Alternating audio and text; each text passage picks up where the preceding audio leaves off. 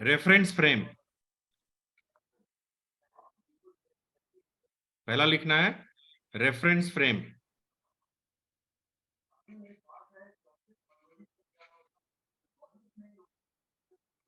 Reference frame होता क्या है, ठीक है? Yes sir. ओके, सो रेफरेंस फ्रेम जो होता है, इसमें लिखो व्हाट इज रेफरेंस फ्रेम।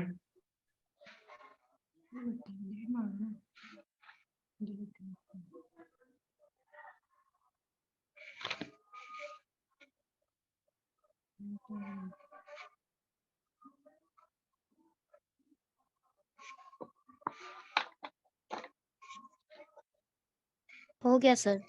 हाँ लिखो, रेफरेंस फ्रेम लिख लिए, लिखो a system of coordinates,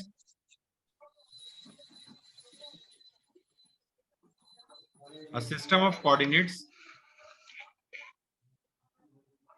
a system of coordinate axis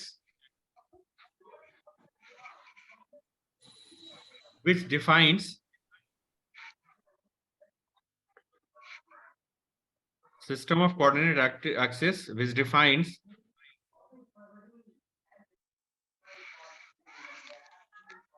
the position of a particle। लिख रहे हो कि नहीं तुम लोग? लिख रहे हैं सर। यस सर, लिख रहे हैं sir. The position of a particle a particle or an event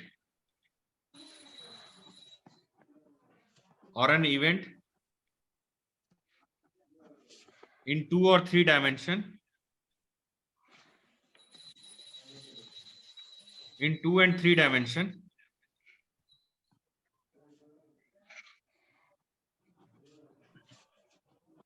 in 2 or 3 dimensional space, in 2 and 3 dimensional space is called a frame of reference. It's called a frame of reference. Is called a frame of reference.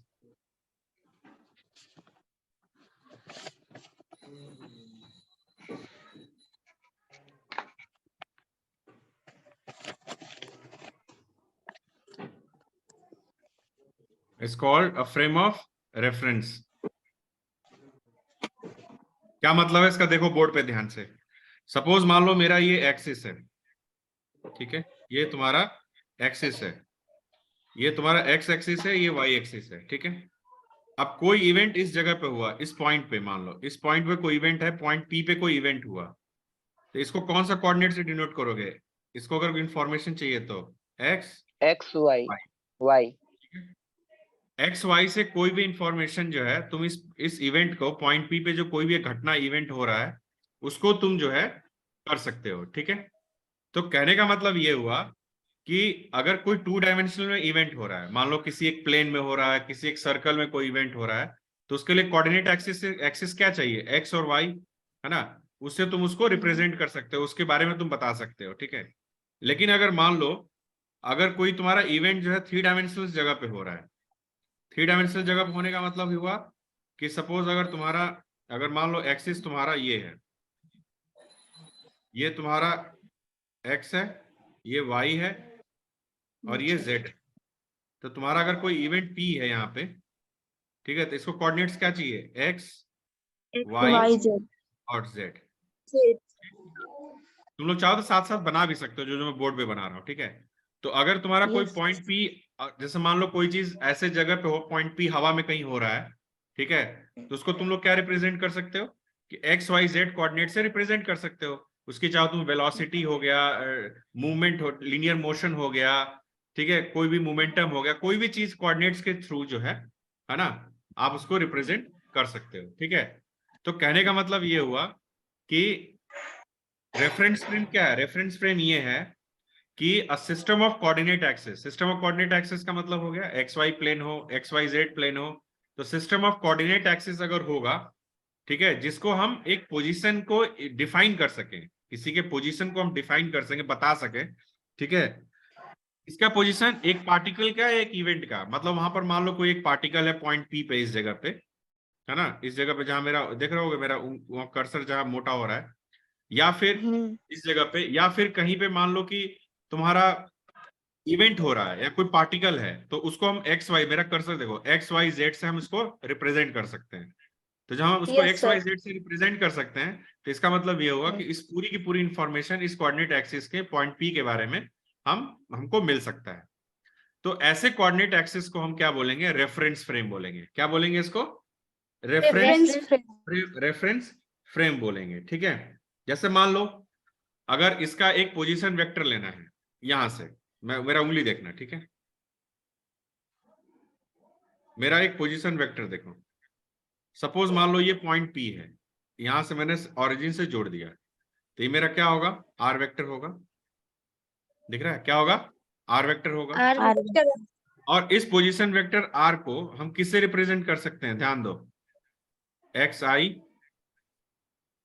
Plus Y J plus Z K cap. Z K cap.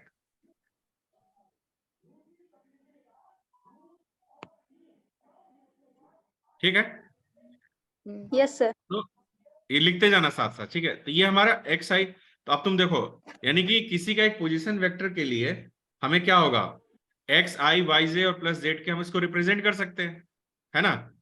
तो मेरा point बस यही है कि किसी भी reference frame का मतलब ये हुआ कि कोई भी एक कोऑर्डिनेट एक्सिस किसी एक इवेंट और पार्टिकल के पोजीशन को अगर डिस्क्राइब कर सकता है, तो हम लोग उसको बोलेंगे कि वो उस पार्टिकल या इवेंट का रेफरेंस फ्रेम है, ठीक है। जैसे ये तो मान लो पोजीशन का हो गया, लेकिन अगर मुझे सपोज कोई वेलोसिटी निकालना है उस पार्टिकल का, ठीक है, इस पार्टिकल का मुझे वेलोसिटी निकालना है, तो देखो मैं कैसे निकालूंगा।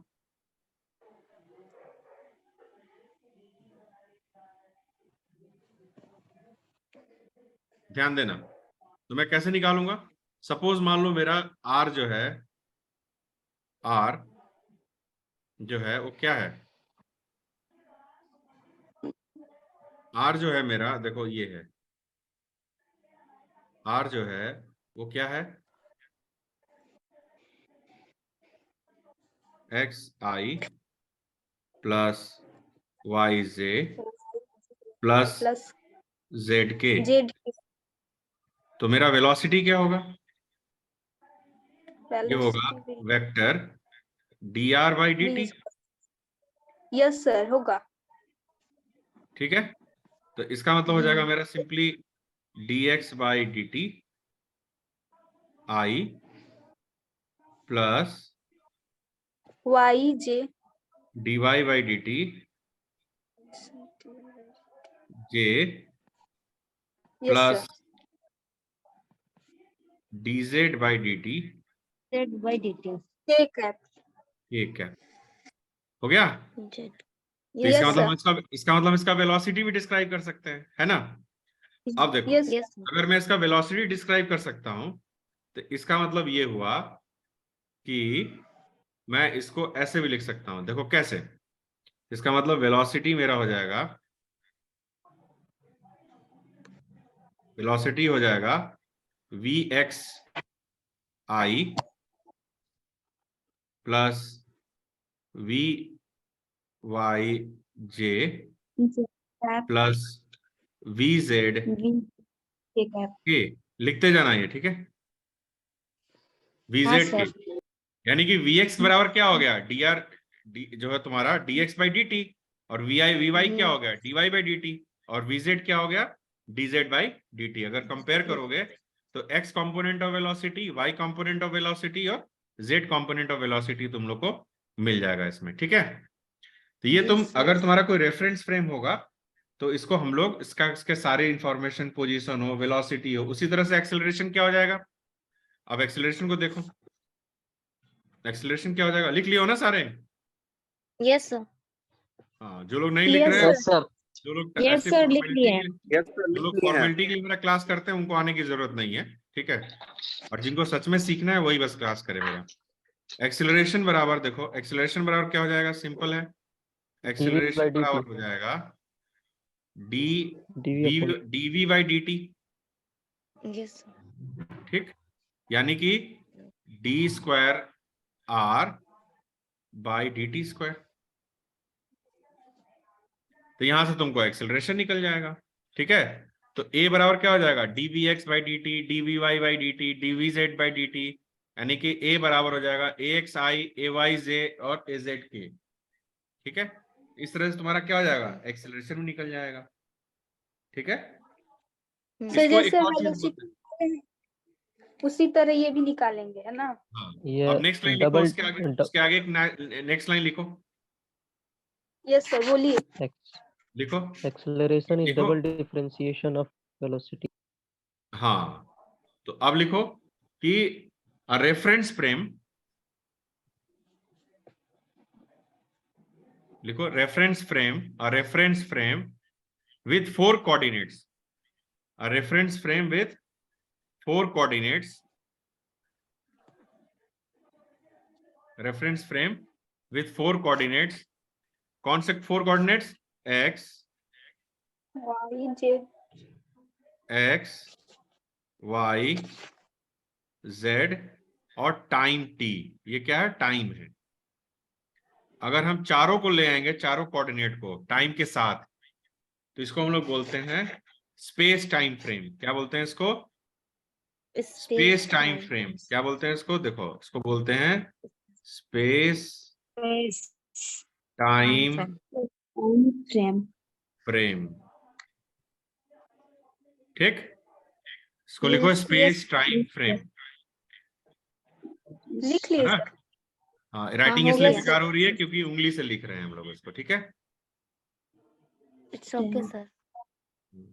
क्लियर हो गया? Yes sir. यस हाँ, अब देखो आगे चलते हैं। अब नेक्स्ट टॉपिक जो तुम्हारा होगा हमारा, उसको लिखो बोलिए। Inertial frame of reference.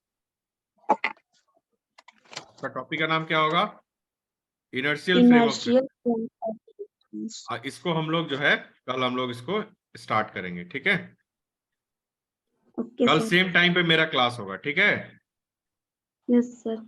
हाँ, क्योंकि ये 40 मिनट का ही होता है, तो आज हमने करीब 20-25 मिनट तो सिर्फ सेटिंग में लगा दिया। फर्स्ट डे था। आप अपने कलीग्स को बोलो कि ऐसी क्लासेस चलती रहेंगी, बीच में हो सकता है एक दो दिन मेरा क्लास ना हो तो आपको मैं मैसेज कर दूंगा, लेकिन क्लास हमारी सर- ऐसी। हाँ बोलो। सर इसी टाइम पे? हाँ, मेरा क्लास रहेगा 9:30 सुबह में ही, जब भी क्लास होगा। ठीक है, यस सर। 10 o'clock नहीं, 9:30, है ना? सर आपका मतलब जो है वीडियो यूट्यूब पर भी मिलेगा?